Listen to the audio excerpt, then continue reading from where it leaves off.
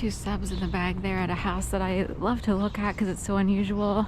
Has a big heart, you know, on a piece of wood there, like a small pallet. Interestingly, the sub made me think of Jimmy Carter because he was actually in the military. I think he was the only president to actually serve in the military. That's what an ornament said that I was given as a gift. But it also said he was the only president to be commissioned or granted. There's a word for it.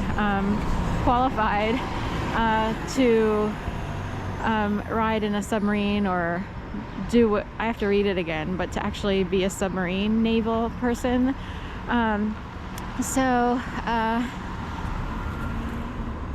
Anyway, I thought that was interesting because I'll look at the ornament again, but if he's the only one to be in the military at all, then he's the only one for everything. But he was both qualified for submarine and he was part of the US Navy. And interestingly, he would be awarded the Nobel Peace Prize. He was the president from 1977 to 1981. Jimmy Carter, the peanut farmer, I think from Plains, Georgia. Sorry. You'd think it would be like Cartersville, Georgia. Actually, I have a cousin who lives in Cartersville, Georgia. We're not on like close speaking terms or anything, but I think he's used to living in orchestrated communities. Like he and his brother grew up learning something quite different than what we would learn, my sister, I, and my mom, and our experience was totally different. They wound up, growing up mostly in West Palm Beach, at least from the late 60s onward. They were born like late 50s and early 60s between the two, like 61 and like 59, probably 58, 59. So anyway,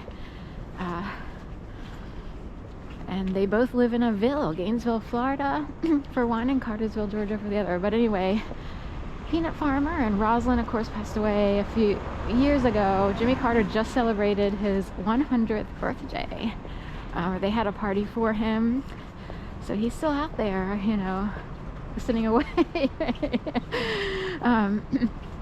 So I always loved Jimmy Carter because of his peace, his promotion of peace. I was one of these kids where it's like I actually liked the Hare Krishnas in the airport. They would have, I guess I'm born, sort of after the Flower Child movement of the 60s.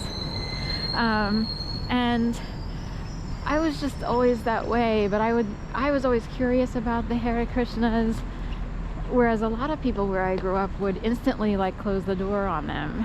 Of course, Christmas, is a beloved holiday here, and any other religion would be, I grew up in Delaware, and it's possible that some people still thought like anything was a slap in the face, maybe, I'm not sure. Or I did grow up in a world where people saw anyone who was missionary-like, even if it was for the Catholic Church, as charlatans. So more than likely where I grew up, people would assume that anyone wanting money for a lotus flower, was a charlatan. So I saw them as promoting peace. Like I saw the peaceful side of it. But anyway, and therefore I like Jimmy Carter because he was peaceful. My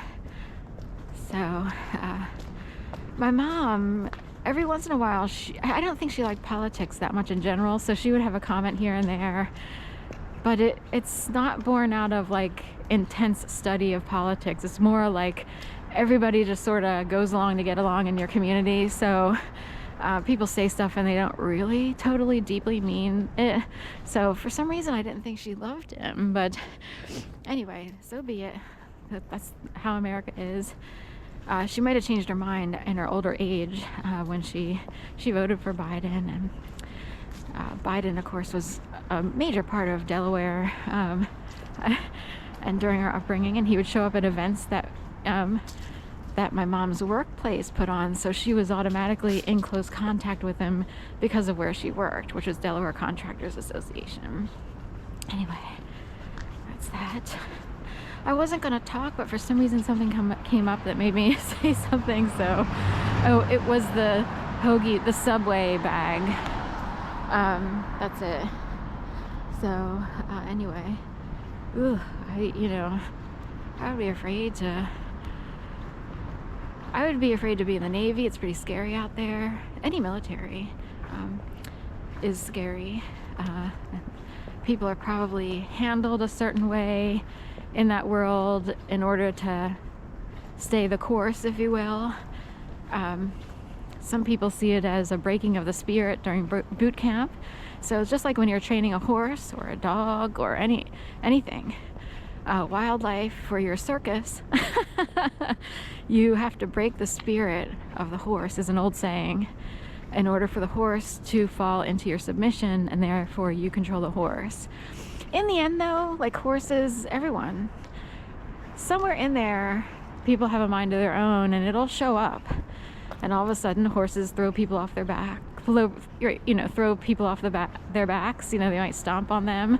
Like, how dare you try to dominate and control me all the time? And you see that playing out when you